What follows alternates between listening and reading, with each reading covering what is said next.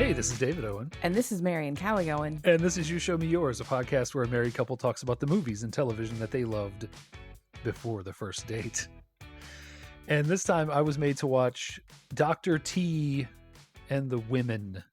Yes, and I should state up front, this is not a movie that I loved, because you might watch it and think my respect for you just nosedived, if you believe that. I do not, in fact, love this, but we just finished up the Spooktacular, where traditionally Dave has showed me scary horror movies, etc., etc.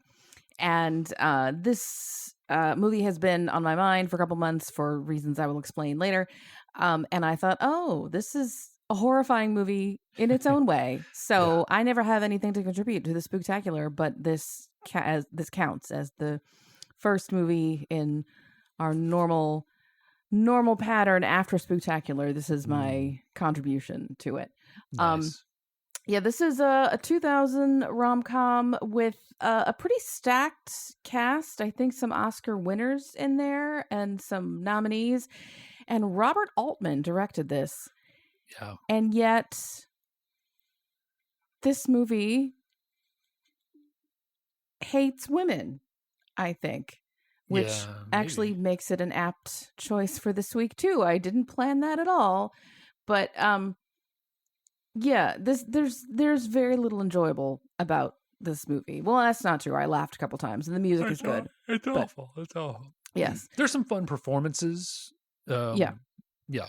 So, but we're going to have fun talking about how horrible it is. So it is one of those, it is fun to hate it. So,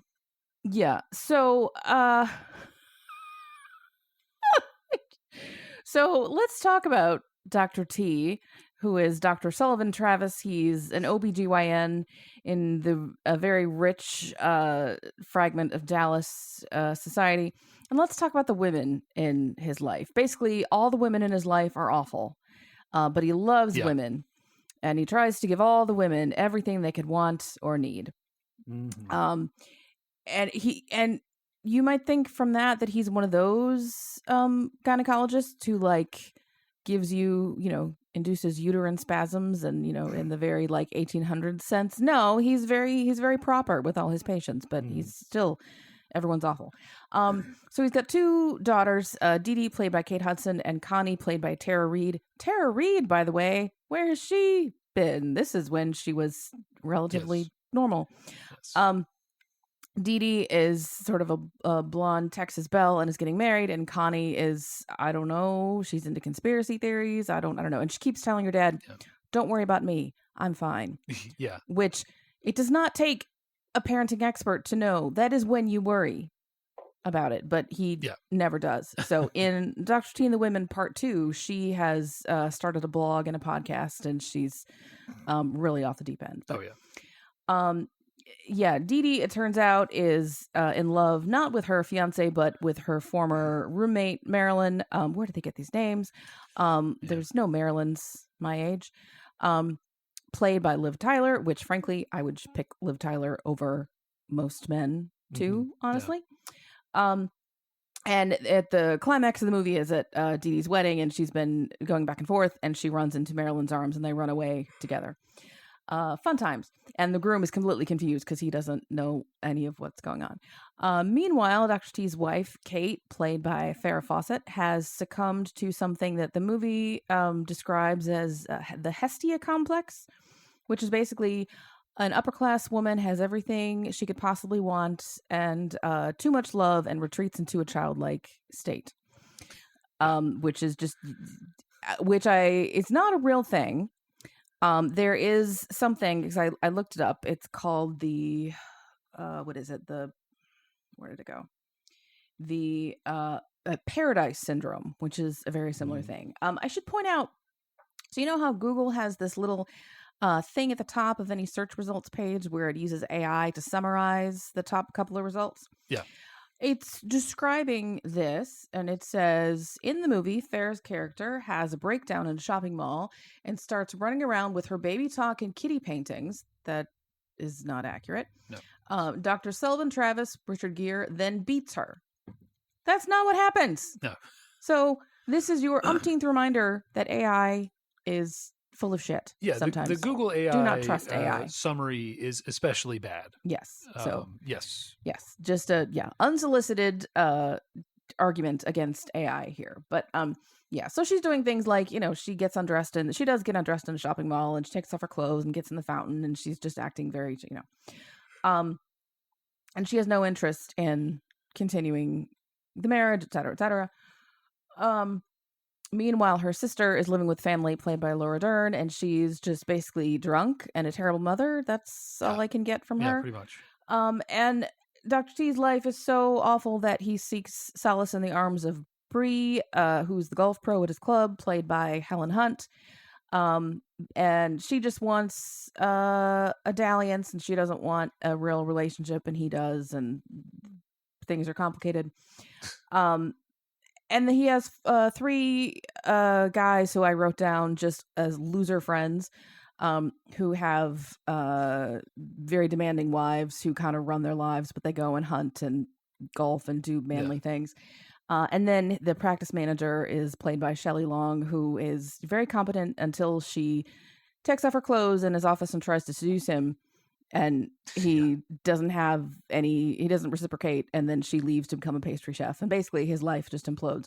So he drives off in his car in the middle of a rainstorm, his convertible, top down, top's broken, in the rain. A tornado picks him up, drops him somewhere in the desert. We assume in the Mexican part of the desert, from Dallas to Mexico. Yeah. And he has to deliver a baby, and it's a boy.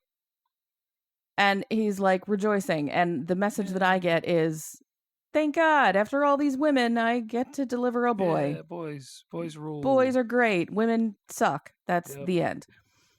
How was this movie made? I don't get it.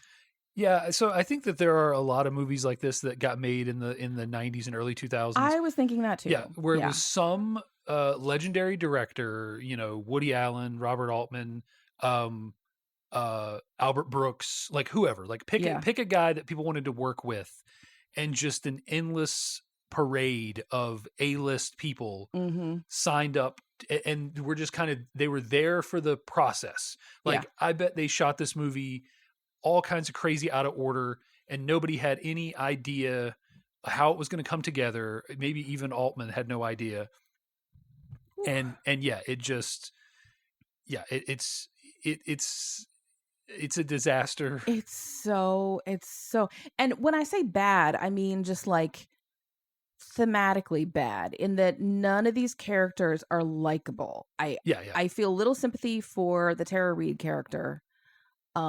And you're supposed to have a lot of sympathy for Dr. T because he's so selfless and such a good doctor and so giving, and but there's a whole argument to be made that he's not, in fact. But yeah, everyone sucks. I don't get it. But you talk about misogynist movies around this time. I was thinking of As Good as It Gets, which was Helen Hunt's other. I think that's what she won the Oscar for, and that's where Jack Nicholson is an asshole and falls for this waitress and is supposedly redeemed, which is not. That's not as much of a compliment as men think. And I can't remember any other ones, but I'm sure there were a lot around this time where the benevolent sexism, like, women can fix everything. We don't want to fix things. Yeah. We want to just be ourselves. Yeah. Yeah. And even more so because this is, like I said, in upper crust Dallas, Texas, which is a whole other world. Like, I know this is 25 years ago, but even at the time, I did not know anyone who wore a skirt suit and a hat to go to the doctor's office. Yeah. Like, this is super upper crust. These women are in a whole other world than I am. Yeah. And I think if you had asked me like 10 minutes before we watched this movie, did the women of the late 90s and or early 2000s, like the suburban women,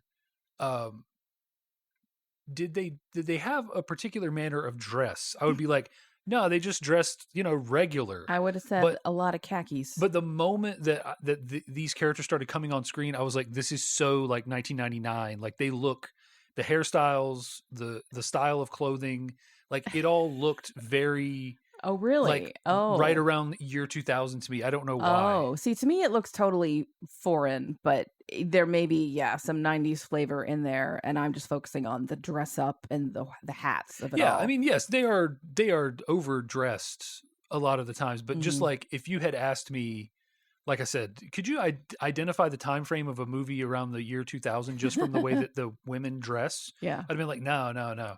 But then as soon as all these women started coming on screen, I was like, this is so like this looks like you know, what's the fancy mall here? Like probably Yeah. looked in 2000. Oh, maybe.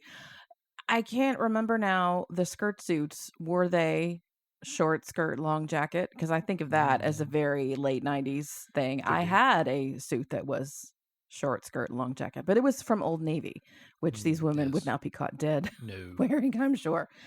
Um, yeah. So I want to dig a little bit into why this argument that he's just loves women so much, why this is problematic, right? And I think the whole Hestia complex thing that his wife has is a part of that. So he says, like, oh, I've given her everything she could possibly want. She's just so happy. What else could she possibly need? Purpose, I'm going to say. Sure. Like, I think his thinking is if we just give women all these material needs, they don't have to work, they have all the clothes they want, they have then there's no reason for them not to be happy. And Yeah. that's not what humans are built for. Yeah, like I get where you're coming from on this, but I think that that what you're hitting on is the movie's explicit message. Like No. it's not a subtext that you're pulling out of it. I think it's like explicit message is he doesn't actually know what women want. Well, He okay. has this Yeah. sort of old school misogynistic idea of what women want, that women want to be taken care of, and he's surrounded by like every single one of these women that are in his practice. Mhm. They are all the trophy wives and Yes. or some of them are older, the aging trophy wives Yeah. of local high powered businessmen, these guys that he hangs out with. Yeah. One of them owns a golf course, the other ones we don't know, but they're also presumably very rich. um yeah, and I think he's meant to signify this old guard way of thinking about women. And yeah, the Hestia thing, yes, he has given his wife everything that he thinks a woman needs to be happy, Mhm. except for the things that a woman is actually needs to be happy. I think this movie is ham-fisted or not trying to say that like women can have ambition, women can have careers, women Mhm. can have can not prioritize children, they can prioritize themselves. Mhm. And that Bree is the embodiment of that, because Yes. he Yes. literally says to her, run away with me, I can take care of you, I can give you everything you want, I can provide for you, you'll never have to work, you'll never have to do anything you don't want to do Yeah. again, he says. Yeah. And she says, "Why would And I she says, want that?" why would I want that? Yeah. To her, that sounds like the worst possible future. And this is a woman who is an accomplished professional golf player, who is, working as the assistant pro at a golf course. Like she's self-made. Mhm. And she's not really, yeah, like you say, she's looking for a fling. She's not looking for a man. Like she is male coded Yes. from his perspective.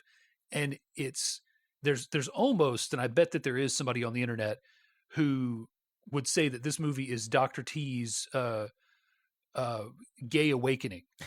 That after the end of the movie, he births a boy. Yeah. And Um, and there's a clear shot of the penis. Like Yes, there's yes. no like so this is all we get to see a Um, penis and a vagina at the end, which I had forgotten yes, about. it's a full-on prosthetic. I hope prosthetic baby being born. Yeah. Um, yeah, and I think Bree is very male coded from his perspective. I don't say that's she's not why a male coded, but she is everything a man that Dr. T thinks a man should strive to be. she's not high maintenance. She Yes. dresses And differently. and She's that's why he's so attracted to her. you couple that with the fact that this movie is not so subtly about his daughter's gay awakening, I guarantee you there is some 90-minute YouTube Yeah.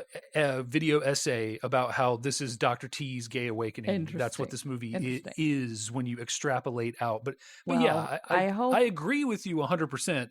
I just don't think it's unintended. I think it's the actual point of the movie well, that he is actually bad. okay. Well, that would be great if that were the point, but I do not think I do not have a great deal of faith in American moviegoers.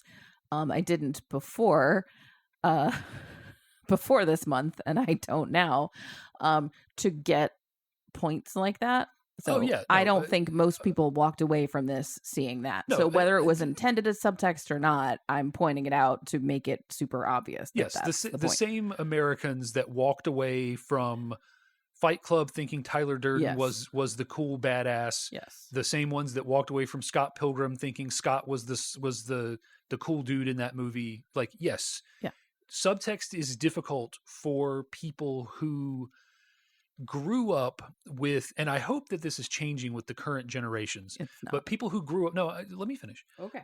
People who grew up with subtextless children's entertainment. Mm. You know, I grew up on G.I. Joe and Transformers and He-Man. These were explicitly toy commercials. Mm-hmm. That's all that they were. Like, literally, Hasbro got into the act of making television cartoons so that they could sell more of their action figure men. Mm. But now, these days, with things like Bluey and things that actually do have some level of emotional subtext, Mm-hmm. I have some hope that kids will start to realize, or kids will be primed, even if it's almost on a subconscious level, that like sometimes Bluey's dad isn't sad about this. He's actually sad about his Mhm. loss of innocence in his childhood when this traumatic thing happened. Mhm. Like, it's not actually about Yeah. Bluey scoring a goal in the soccer game. It's actually about how his father didn't love him enough. Yeah.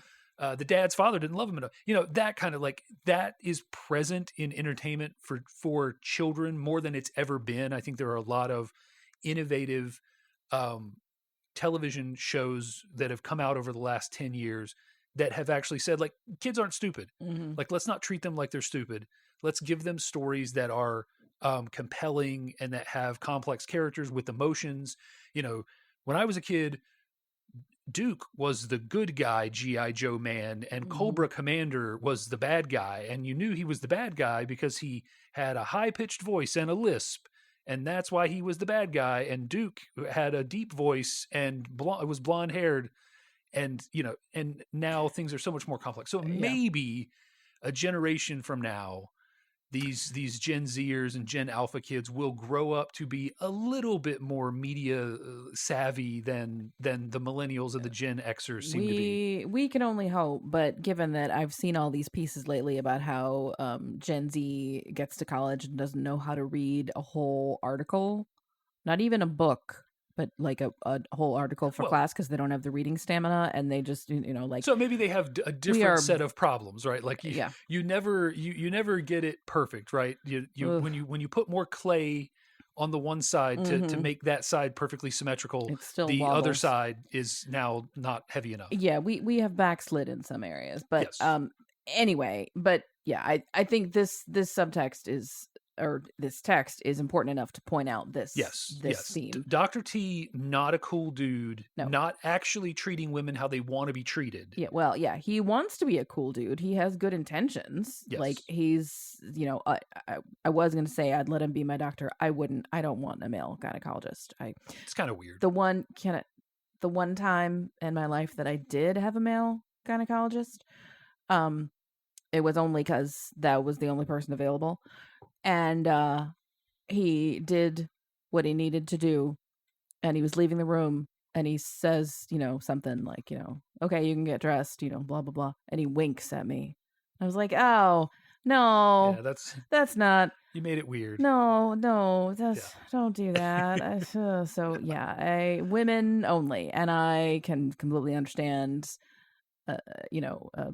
A man, if you want a male proctologist or urologist or whatever. Like, I'm totally on board with that. Yeah, but I feel like there were definitely, because this is the thing in movies like this. Yeah, like the question is, how do you get this A-list group of female actors like Helen? It's Helen Hunt. Yeah. It's not Holly. I always get the two mixed up. Yeah. Like she has, her character's great. Like, Mhm. it's a strong female, gets to, get the one up on the, like she gets to be act against type. She's the one woman in the movie that is, living the good life that this is the future women want, kind of thing. But yeah, the rest of them, I think it's just that sort of thing where they're just like, I don't know, like I really want to be in a Robert Altman. Like this is one of the last 2 or 3 movies he made, I think. Like it's Robert Altman. Like, and I'm sure that there were some meetings where he was like, "No, don't worry. Like, no, it's a meta commentary." I mean, sure, he probably didn't say meta commentary, but oh no, what we're lampooning is like, so I need you to be, I need you to play it this way so that the contrast, and then but what comes out in the end is this like jumbled thing. Everyone's a caricature. Well, you know what's funny? So I am not as well versed in directorial styles as you are. I think of Altman's key characteristic as there's all these stories going on in the background, and just like this, the camera will pan over the crowd, and then we get to the people that the scene's really about. But in the meantime, you see 2 or 3 conversations where you're like, I want to know about that and that and that. I didn't notice any of that this time. Yeah, I'm not a Robert Altman guy. Like, yeah, I know, he's done some interesting stuff, but yeah, I also have that same kind of, I guess, impression of his work. But yeah, like it's like what I think of when I think of Robert Altman, I think of big ensemble pieces. Yeah, which and this is that. So yeah, like and there's a lot of storylines. Gosford Park is the one. Yeah, Gosford Park, and that has the multiple. Like there's a couple fighting about money at several points through the movie, and you never learn any more about the story. But I was like, I want to know more about that. I care more about that than this other story. Yeah, but there's very little of that here. Yeah, no.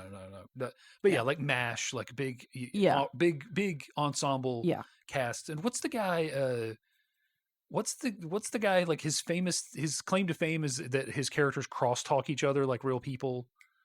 I don't know, I can't remember, but he does the same kind of thing where he gets like, he gets a bunch of A-list Hollywood actors to agree to be in his movies, and they don't always turn out that great. Like, like Robert Altman, I think, was heavily riding the success of movies like MASH.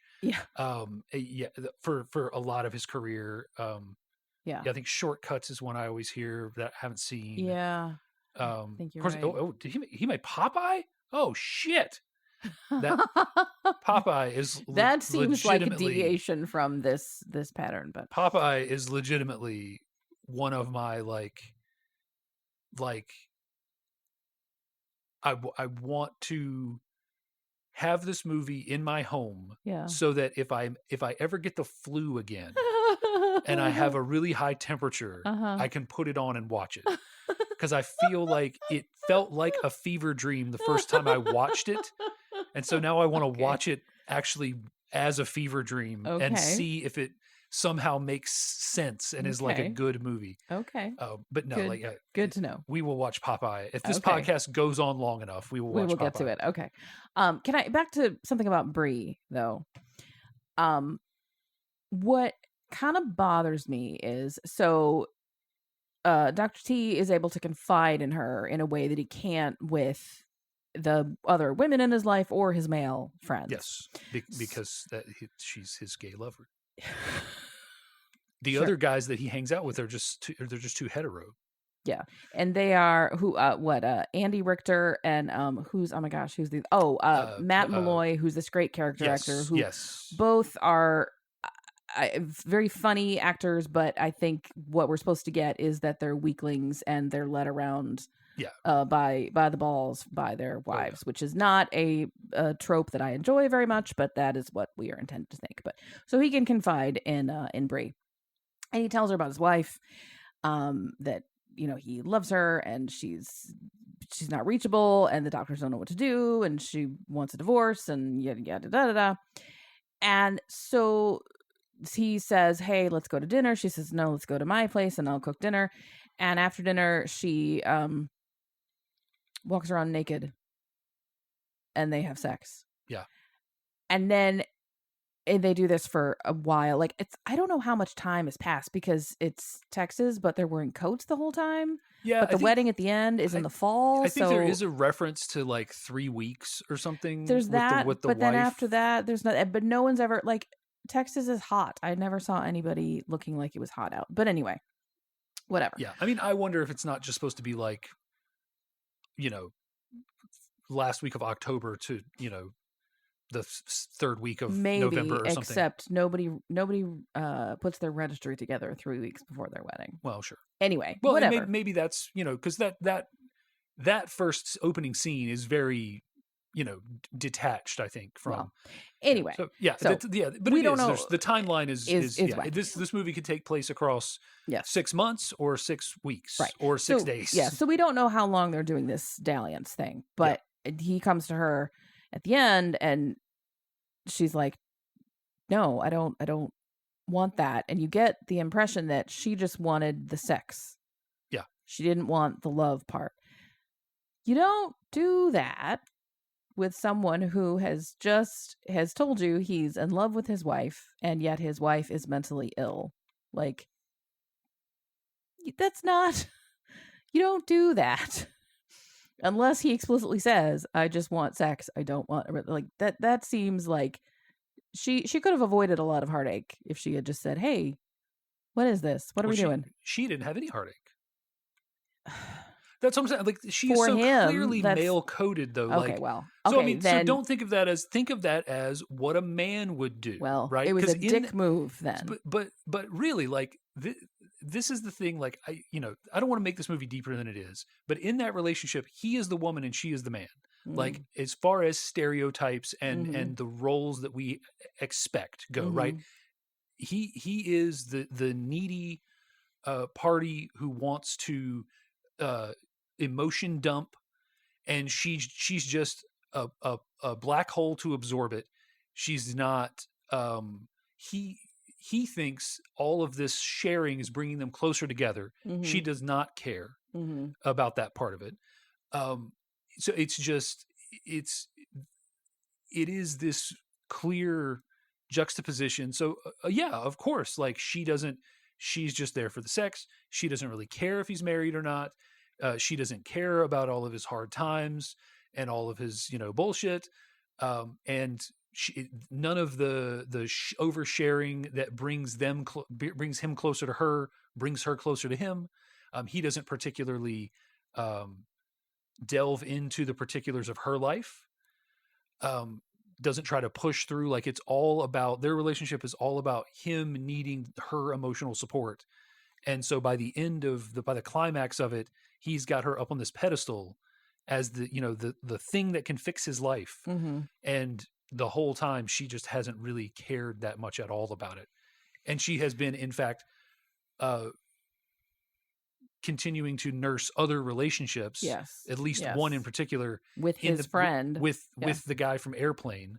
In the background, So yeah, well, I just, like, okay, again, then. I don't want to give this movie more credit than it deserves, but I think in the case of that relationship, like, he is very clearly getting to experience a typical sort of female perspective on a man who is just there for the sex. Like, maybe. Well, in that case, Bree is an asshole. Yes. Which is what I would call a man who acted that way. So yeah, and I think she's supposed to be. Okay, there we go. She is very clearly written with a male archetype, I think, in mind, from my perspective, at least. And I think that he is supposed to, this guy who thinks every woman is special and makes, tells them that they're looking great today and all this, shit, like stuff that isn't, some women really need it. Like the one guy's wife keeps coming back to over and over again, because every time she comes there, him and his whole entire staff tell her that she's looking great and all this sort of stuff. I think he is very clearly supposed to experience this juxtaposition of life. Hmm. And then he delivers a boy, and Yes. he's like, "That penis looks great. Let's Yep. go find a grown-up man." I'm gay now. This is me. Yeah. I don't know if that's how it works, but Yeah, no. we'll I'm sure we'll get letters. We'll find Yeah, out. I'm pushing this theory. Like, Yeah, I'm I already see. scripting the 90-minute Okay. video essay on how Dr. T and the Women is a should be put right up there with the Babadook as LGBTQ movies that we Yeah. watch it in June. Right. Back to the woman who keeps coming to be told how pretty she is. It is so amusing to me how she's played by Janine Turner. Yeah. Who I think is best known, or at least first known, for Maggie, I forget her last name, in Northern Exposure, who I remember as very no nonsense and not unfeminine, but very different than this character. Yes. Oh yeah, Maggie in Northern Exposure. Yes, very all right. Yeah, self-sufficient. Okay. That's a woman right there. Yeah. I mean, like, kind of a smart ass. Yeah, etc. Like, yeah. But Janine Turner, since then, so this character, she was on Friday Night Lights as another Texas wife who was kind of like this. I can't think of who else she's played, but the two roles that I can think of here versus Maggie, like, whoa, so I guess we say, oh, she's got range, but yes, it's just strange to me that she's got these juxtapositions of characters. Yes. Oh, 100% agree. And 5 years later, that role would have been played by Parker Posey. Like, that was such a Parker Posey role. Like, just that style of character, I don't know. even down to the look of it, I think was such a Parker Posey. Like 2005 Parker Posey, not like later. Like, it was because she's always that sort of brittle, brittle character that is always right on the edge of breaking, and like, it just maybe, I don't know.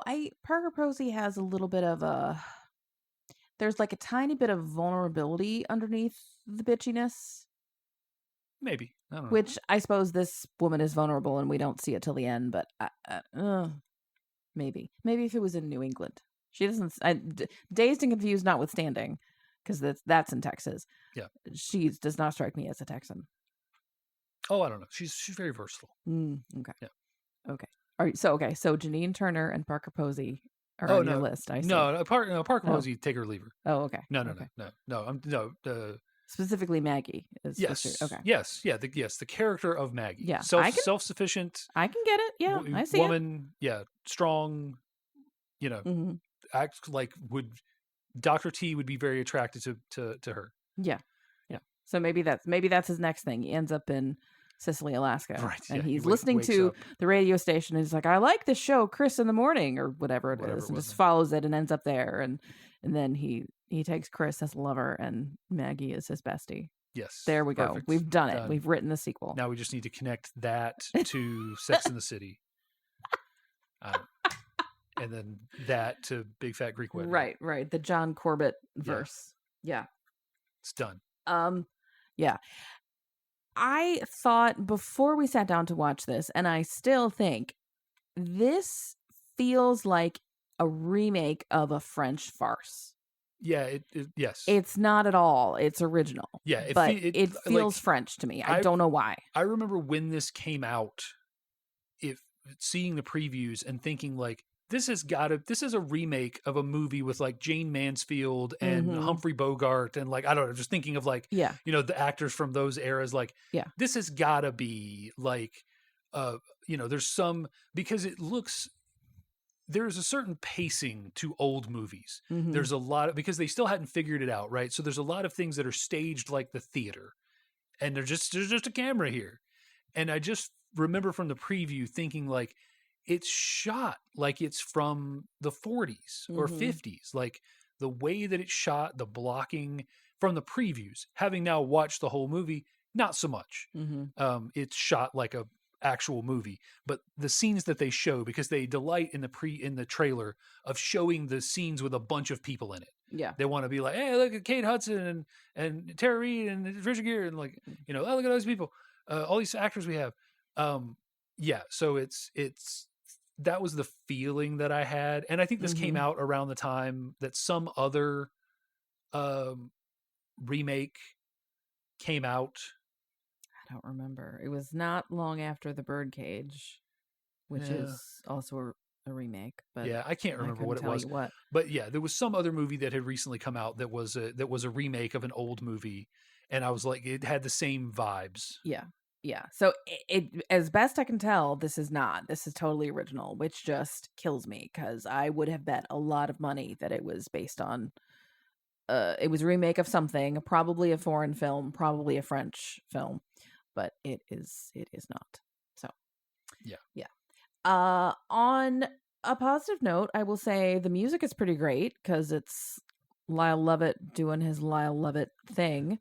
So, You, you could say great, but also like the music in this is hilarious because it why? is What? literally there are scenes where the song that is playing Uh, diegetically, my favorite, remember that, remember my favorite word, diegetic. I forget what it It means means. that the music is playing, the characters can hear the music, Okay. it's Yeah. not Yeah. just playing Yeah. Yeah. as Yeah. it's in the scene.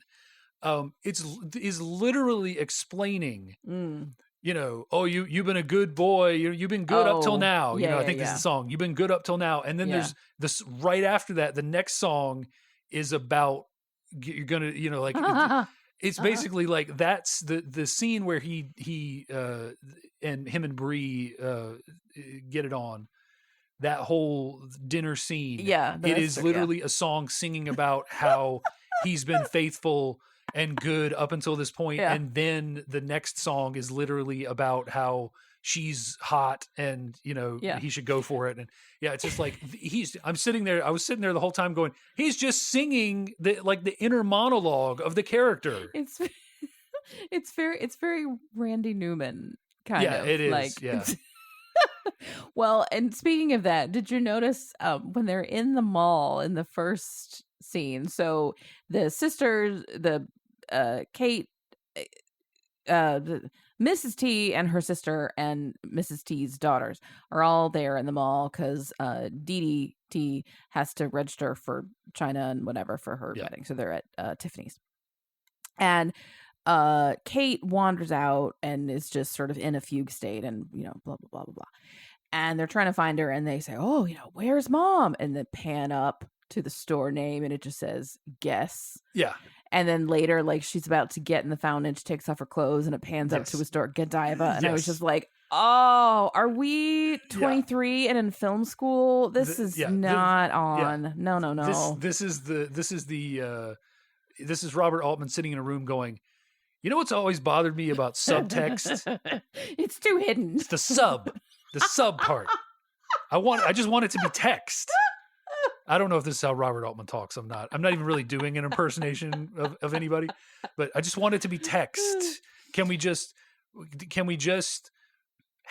you get me Dwight Yoakam or Lyle Lovett or KD Lang on the phone, and I want them to write a song.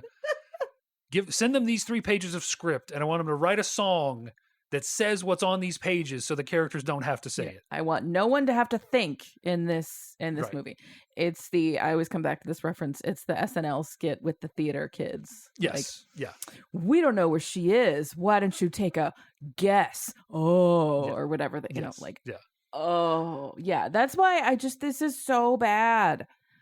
Yeah, it is. Why did people see this? I And don't it get is funny because the next movie he would release is Gosford Park, which I think is remembered as one of his big, and of course he ended on Prairie Home Companion was his last movie. Yeah, which I didn't hate, but I might if I went back to it. So. Yeah, and that is a movie where like I think they did a good job of making a radio show into a movie without just like it being 100% a performance of the radio show. Yeah. But yeah, like it was fine and entertaining the first time through, but yeah, like I don't get like, how does the the auteur Robert Altman end up here? I don't get it. I don't know. Come to think of it, in Prairie Home Companion, Lindsay Lohan's character, she's walking around backstage and she's like, I'm writing a poem, and someone says, what's it about? And she goes, suicide. She needs to get together with Tara Reid here, and they can go and find functional relationships and good therapists to help them deal with whatever. Yeah, I think part of it is that it's Tara Reid and knowing what happened to her in real life after this movie, but also the character just let my heart breaks. I'm like, you're so neglected. I'm sorry. You deserve better. Yeah. Yeah, she's like a younger sibling. Yeah. Yeah. Another thing, it just cracked me up. So when this came out, I didn't know anything about the Dallas Cowboys cheerleaders, which Dee Dee is briefly. And she's at a practice, and the coaches or whatever come in.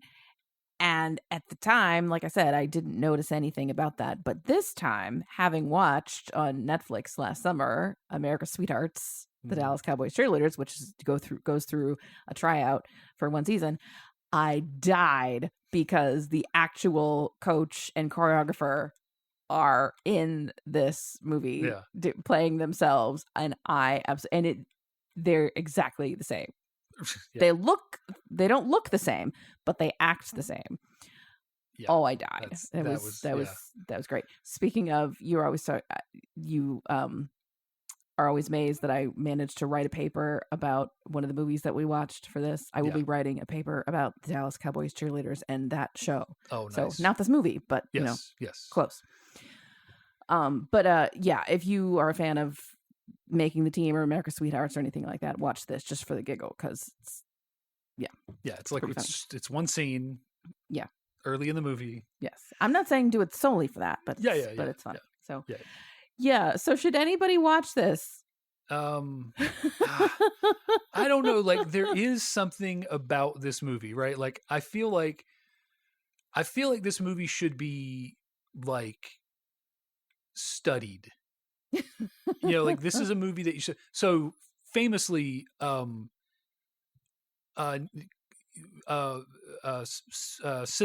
Ebert, which is the bald one. Siskel, although Ebert. Okay. One of them is famously bald. Come on. Oh, Siskel. And I didn't want to say which one's the fat one. All right. You could have said which one's the tall one, but anyway.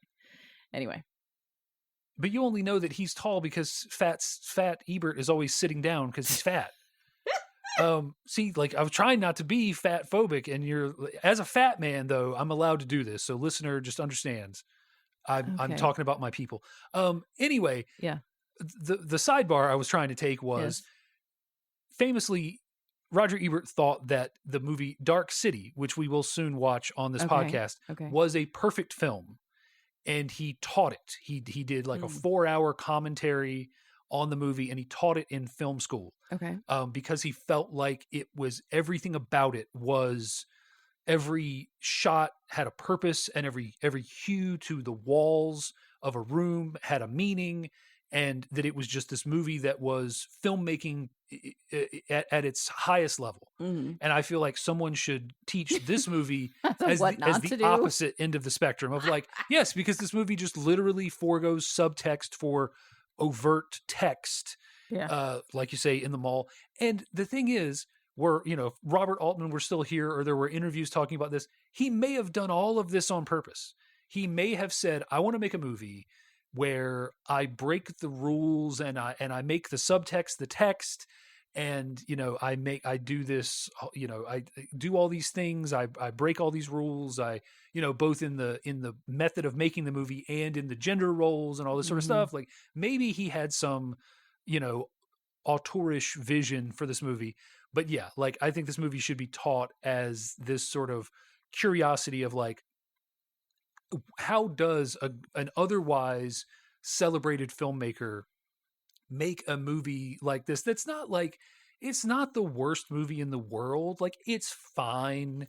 There are parts of it that are even fun. Well, that's what's frustrating about it. It's not, it's so bad it's good. It's just right. It's just bad. And it really looks like, and I would love to look into the development of this movie, it really looks like it was a chaotic shoot. That the chaos of that theorized shoot manifests in the movie.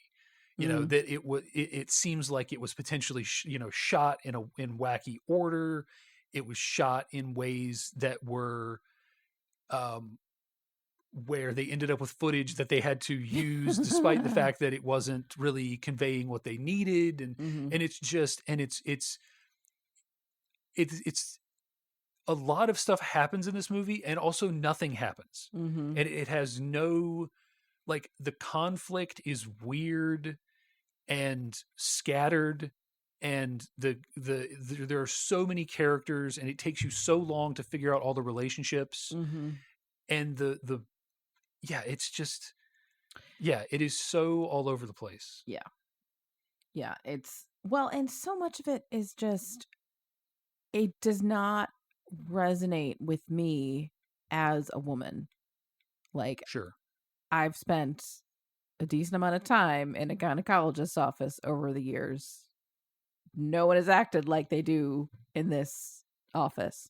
Yeah, and I wonder though if that is more of a commentary on Texas than a gynecologist office. You know what I mean? Maybe, but none of it. I mean, like the whole, at the beginning, Farrah Fawcett is in the fountain naked, and everyone is just pointing and laughing, and like, dude, and some of that is, this is 25 years ago, and our thoughts about mental health were different, and who knows? But it doesn't resonate with me as that's women do be doing that. I get that. Yeah. Like, it just and like all of, like, you look at that and you go, like, I think the natural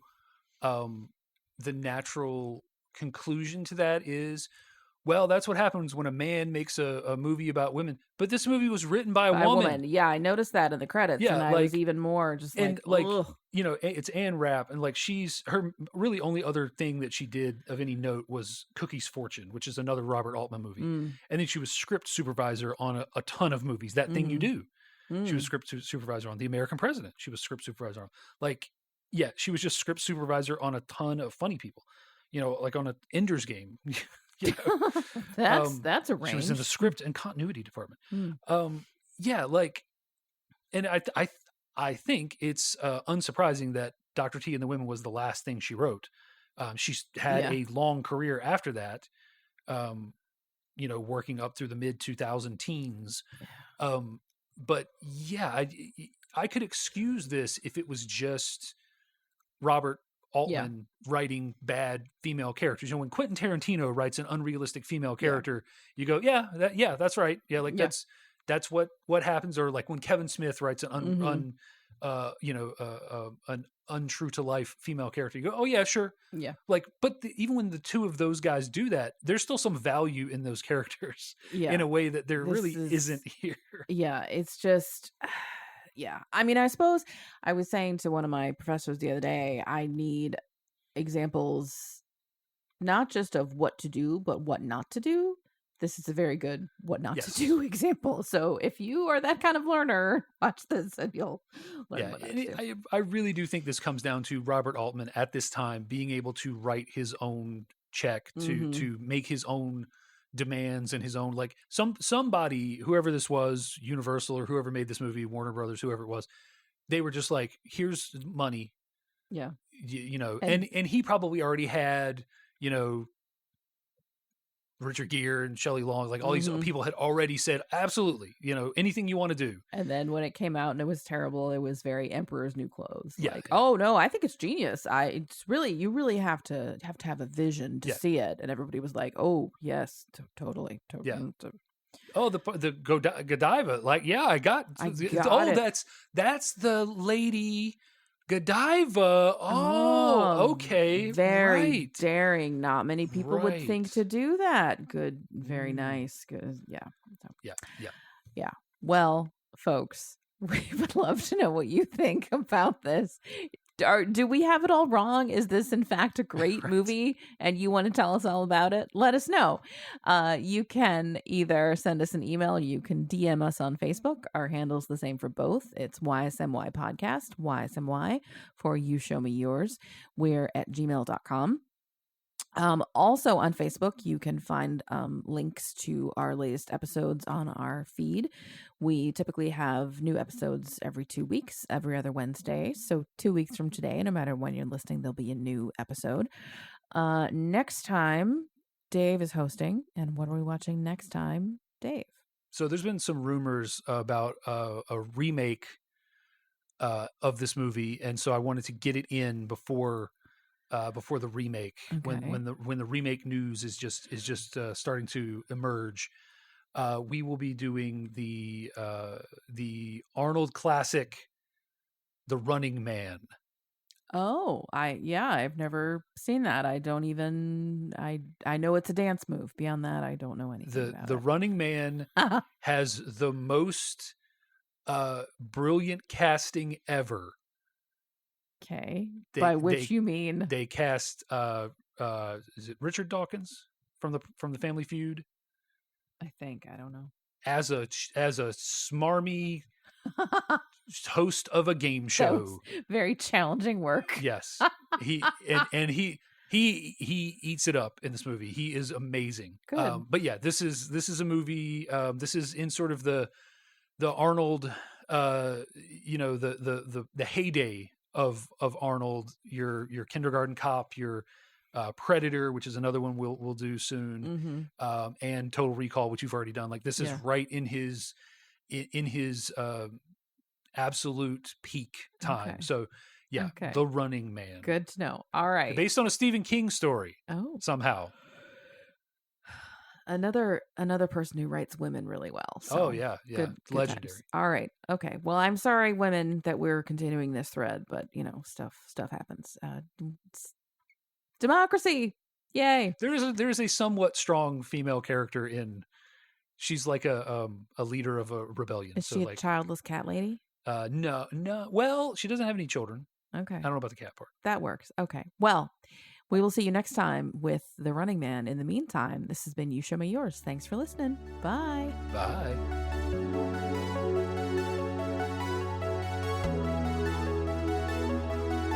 The You Show Me Yours theme song is Uplifting Electronic Indie by Winnie the Moog from filmmusic.io.